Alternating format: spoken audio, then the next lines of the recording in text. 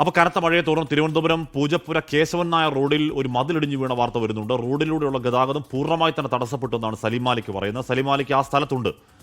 സലീമ, വലിയ മതിലാണ് ഇടിഞ്ഞു വീണേ?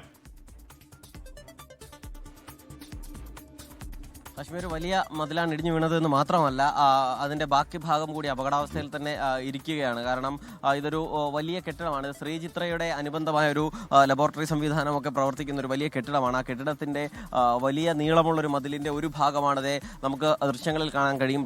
റോഡിലേക്ക് പൂർണ്ണമായും ഇടിഞ്ഞു വീണ സ്ഥിതിയാണ് നിലവിൽ ഉള്ളത്. ഈ പ്രദേശത്ത്, അതായത് ഈ റോഡിൻ്റെ അപ്പുറത്തും ഇപ്പുറത്തുമായി 100-ലധികം കുടുംബങ്ങൾ താമസിക്കുന്നുണ്ട്. അതുകൊണ്ട് തന്നെ പൂർണ്ണമായും ഗതാഗതം തടസ്സപ്പെട്ട ഒരു സ്ഥിതിയുണ്ട്. മാത്രമല്ല, ഇവിടെ നിന്നും നേരെ ഇപ്പോൾ പൂജപ്പുര കയറി മറ്റ് സ്ഥലങ്ങളിലേക്ക് പോകാനുള്ള ഒരു വഴി ഇതാണ്. മറ്റു വഴിയിലൂടെ കാറുകൾ പോലും പോകാത്ത സാഹചര്യമുണ്ട്. അതുകൊണ്ട് ഈ മതിൽ എത്രയും പെട്ടെന്ന് റോഡിൽ നിന്ന് മാറ്റാതെ ആ പ്രതിസന്ധിയും മാറില്ല. ഈ ചേട്ടൻ്റെ വീടാണ് തൊട്ട് താഴെയുള്ളത്. ചേട്ടൻ്റെ പേര് വേണു എന്നാണ്.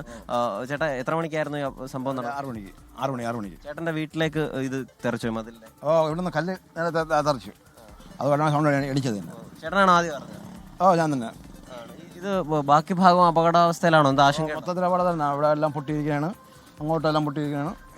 നിമിഷം ബാക്കി. അതായത് വെള്ളം കൂടുതൽ അവിടെ കെട്ടിയെന്നാണ് ഇടിഞ്ഞ് വീണത്. മുകളിൽ കെട്ടിയെന്നാണ്.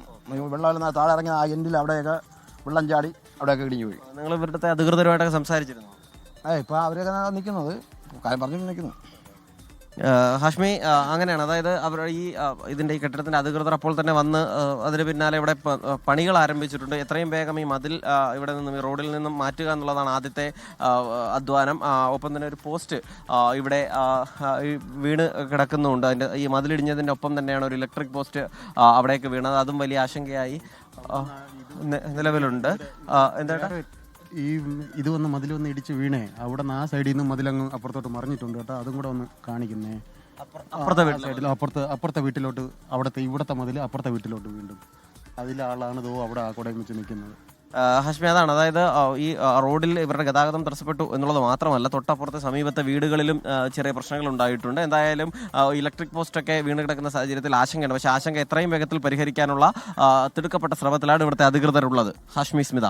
കനത്ത മഴയിലാണ് മതിലിടിഞ്ഞത്. വലിയൊരു മതിലാണ്. അതിന്റെ ഒരു ഭാഗം മുഴുവൻ ഇടിഞ്ഞു വീണിരിക്കുന്നു. ഗതാഗതം പൂർണ്ണമായും അവിടെ സ്തംഭിച്ചിരിക്കുകയാണ്.